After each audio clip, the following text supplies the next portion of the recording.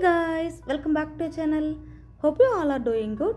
Guys, உங்கள் வீட்டில் ராகி மாவு அண்டு முருங்கைக்கீரை இருந்தால் கண்டிப்பாக இந்த மாதிரி ஒரு ஹெல்த்தியான ஈவினிங் ஸ்நாக்ஸ் செஞ்சு கொடுங்க. ரொம்பவே சூப்பராக இருக்கும். வாங்க எப்படி செய்கிறதுன்னு பார்க்கலாம். அதுக்கு முன்னாடி இப்போ தான் நீங்கள் எங்களோட சேனல் ஃபஸ்ட் டைம் பார்க்குறதா இருந்தால் மறக்காமல் சப்ஸ்கிரைப் பண்ணிக்கோங்க. இந்த ராகி அடை செய்கிறதுக்காக முதல்ல ஒரு பாத்திரத்தில் 1 கப் அளவு ராகி மாவு சேர்த்துக்கோங்க. கூடவே 1 கப் அளவு முருங்கைக்கீரையை நல்லா வாஷ் பண்ணிவிட்டு சேர்த்துக்கோங்க.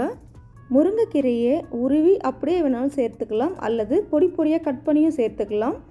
முருங்கைக்கீரையை சேர்த்துட்டு பிறகு பொடியாக நறுக்கிய ஒரு பெரிய வெங்காயம், கூடவே 1 கப் அளவு வேர்க்கடலையை பொன்னிறமாக வறுத்துட்டு பிறகு தோல் நீக்கிட்டு மிக்ஸி ஜாரில் சேர்த்து இந்த மாதிரி கோர்ஸாக கிரைண்ட் பண்ணி சேர்த்துக்கோங்க.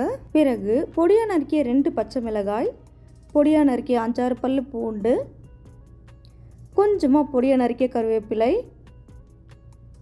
பொடியாக நறுக்கிய கொத்தமல்லி,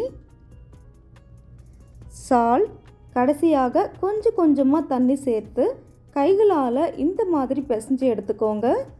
அதே மாதிரி இந்த மாவு ரொம்ப தண்ணியாகவும் இல்லாமல் ரொம்ப கட்டியாகவும் இல்லாமல் கைகளால் உருண்டை பிடிக்கிற அளவுக்கு நல்லா பிசைஞ்சு எடுத்துக்கோங்க.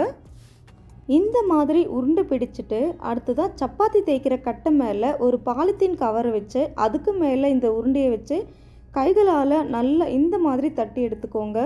இந்த மாதிரி கைகளால் தட்டும்போது முடிஞ்ச அளவு கொஞ்சம் மெல்லிஸாக தட்டி எடுத்துக்கோங்க. அப்போ தான் நம்ம பேனில் போட்டு ஃப்ரை பண்ணும்போது நல்லா கிறிஸ்பியாக இருக்கும், ப்ளஸ் உள்ளேயுமே நல்லா வெந்திருக்கும். அடுத்ததாக ஸ்டவ் ஆன் பண்ணி ஒரு பேன் நல்லா சூடானதும் கொஞ்சமாக எண்ணெய் தடவிக்கோங்க. பிறகு நம்ம தட்டி வச்சுருக்க அந்த ராகி மாவை இதில் சேர்த்துக்கோங்க. சேர்த்துட்டு சைடில் மட்டும் கொஞ்சமாக எண்ணெய் விட்டு 2 பக்கமும் நல்லா திருப்பி போட்டு வேக வச்சு எடுத்துக்கோங்க. ஒரு 5 மினிட்ஸ்க்கு அப்புறம் பாருங்கள், நம்மளோட ராகி அடை ரொம்ப சூப்பராகவே ரெடி ஆகிடுச்சு. இதே மாதிரியே ரிமைனிங் இருக்க மாவையும் செய்து எடுத்துக்கோங்க. அவ்வளோதாங்க, நம்மளோட சிம்பிள் அண்டு டேஸ்டியான ராகி அடை ரொம்ப சூப்பராகவே ரெடி ஆகிடுச்சு. இதே மாதிரியே ராகி அடை உங்கள் வீட்டில் இருக்க குழந்தைங்க அண்ட் பெரியவங்களுக்கு வாரத்தில் ஒரு முறையாச்சும் செய்து கொடுங்க.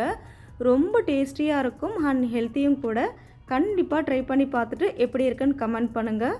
அண்ட் இந்த வீடியோ உங்களுக்கு பிடிச்சிருந்தா லைக், ஷேர், கமெண்ட் அண்ட் மறக்காமல் சப்ஸ்கிரைப் பண்ணுங்கள். தேங்க்யூ ஃபார் வாட்சிங்.